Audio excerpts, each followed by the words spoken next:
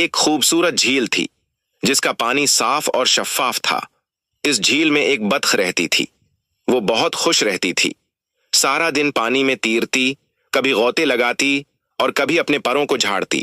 بطخ کی کئی دوست بھی تھیں، دوسرے پرندوں اور مچھلیوں جو جھیل میں رہتی تھیں، مگر بطخ کو ایک بات کا ہمیشہ افسوس رہتا تھا کہ وہ اڑ نہیں سکتی جیسے دوسرے پرندوں۔ وہ اکثر آسمان میں اڑتے پرندوں کو دیکھ کر سوچتی، کاش میں بھی ان کی طرح اڑ سکتی۔ ایک دن ایک چڑیا اس جھیل کے کنارے بیٹھی تھی۔ بطخ نے اس سے کہا، تم کتنی خوش نصیب ہو جو آسمان میں اونچا اڑ سکتی ہو، میں صرف تیر سکتی ہوں۔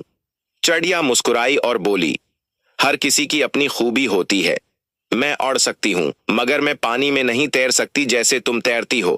تمہاری طرح میں پانی کے نیچے نہیں جا سکتی اور نہ ہی خوبصورت جھیل میں رہ سکتی ہوں۔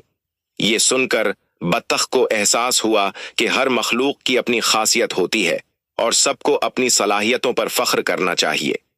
اس کے بعد وہ خوشی سے جھیل میں تیرنے لگی، اپنے ہنر پر خوش اور مطمئن۔ سبق: ہمیں اپنی خوبیوں کو پہچاننا چاہیے اور دوسروں سے حسد کرنے کے بجائے اپنی صلاحیتوں کی قدر کرنی چاہیے۔